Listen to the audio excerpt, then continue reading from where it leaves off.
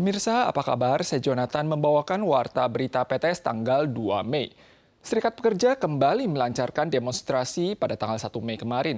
Mereka mengeluhkan jam kerja berupa rendah, jaminan pensiun yang tidak memadai, dan tingkat upah lembur yang tidak pernah berubah selama 40 tahun. Mereka mengimbau ketiga kubu yang berada di Yuan Legislatif untuk menanggapi tuntutan pekerja di seluruh Taiwan.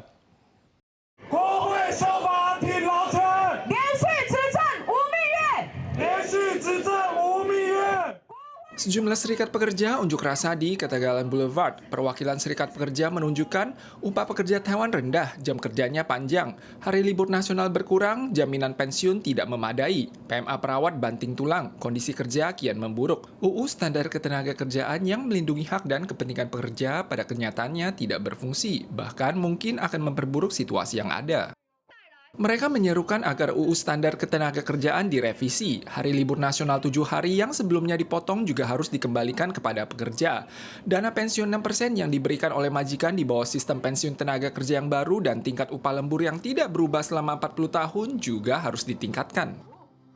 Insiden perampokan terjadi di distrik Qingshui, Taichung kemarin pagi. Beberapa pria bersenjata api menerobos ke rumah yang disewa oleh seorang PMA Vietnam dan merampas uang tunai seharga 180.000 dolar Taiwan dan sebuah kalung emas. 10 jam setelah kejadian, ke-6 tersangka asal Vietnam dan 2 komplotan dari Taiwan semuanya berhasil diringkus. 3 di antara pelaku tersebut adalah PMA yang kehilangan kontak. Polisi menyergap ke dalam rumah sewaan pekerja migran Vietnam di desa Hu Kou Sin Chu dan memerintahkan semua orang untuk tetap diam. Tanggal 1 sekitar pukul 2 dini hari, sebuah mobil tiba di depan asrama PMA ini di tengah hujan deras. Beberapa orang turun dan masuk ke asrama dengan membawa senjata dan berhasil merampas uang tunai 180.000 dolar dan sebuah kalung emas. Mobil itu kemudian melaju pergi di tengah kekacauan. Menurut investigasi polisi, pihak yang dirampas adalah PMA Vietnam yang sedang minum-minum bersama teman, sedangkan pihak yang merampas adalah kolega sekampung.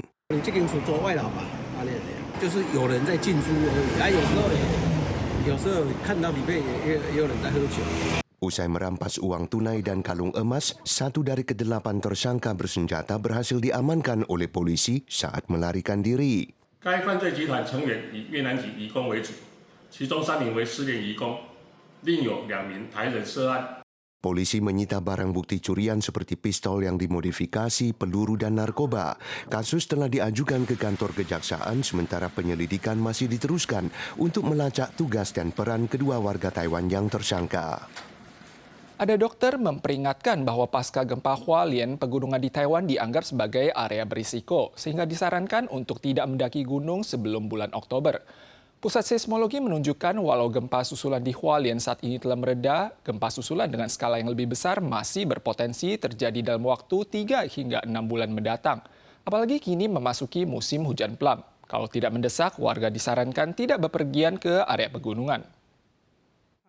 Tanah longsor di jalur hutan Talu menuju Gunung Tapacien awalnya dijadwalkan dibersihkan tanggal 1 siang, tapi hujan deras pada sore harinya kembali menimbulkan longsor di ruas 5,2 km dan pohon tumbang di ruas 16 km.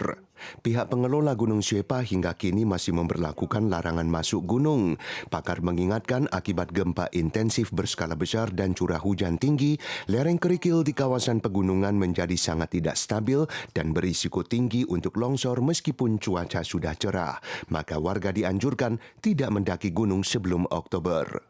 地层比较不稳定，那这时候进入到雨季之后，山区的崩塌的机会就会更大。在今年在雨季结束之前，会尽量避免去登山。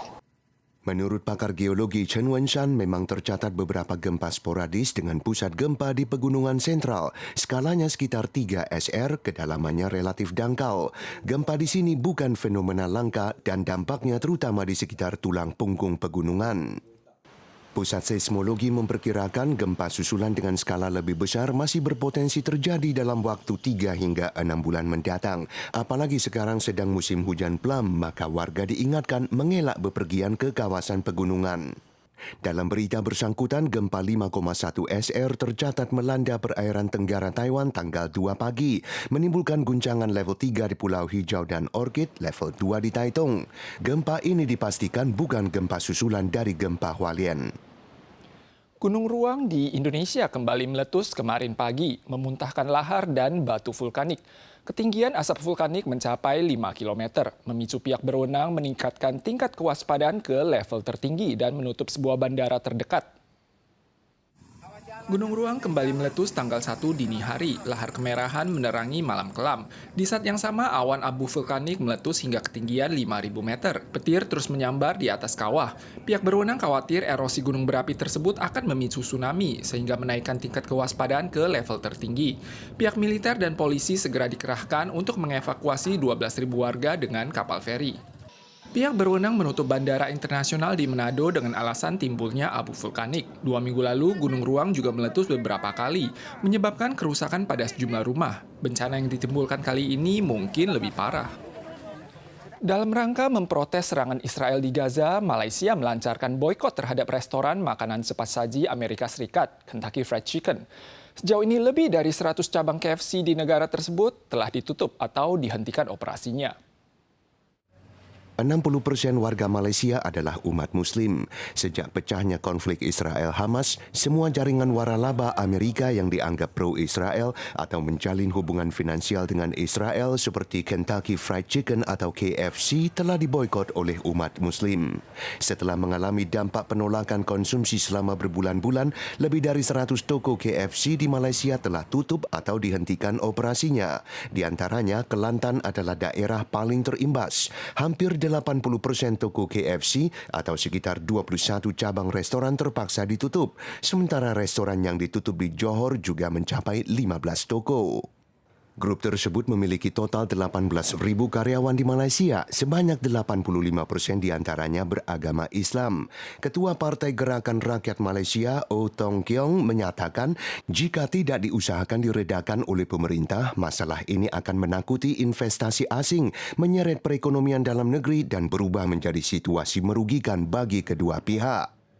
Media The Straits Times Singapura melaporkan QSR Brand sedang mengatur ulang cabang-cabangnya untuk mempertahankan profitabilitas. Sementara organisasi Malaysia yang pro-Palestina juga mengklarifikasi bahwa KFC bukanlah merek yang ditargetkan mereka. Pemirsa sekalian, sekian Warta Berita dari PTS. Berikutnya mari kita saksikan alap-alap di Bulgaria. Kita soal lagi di lain kesempatan. Terima kasih.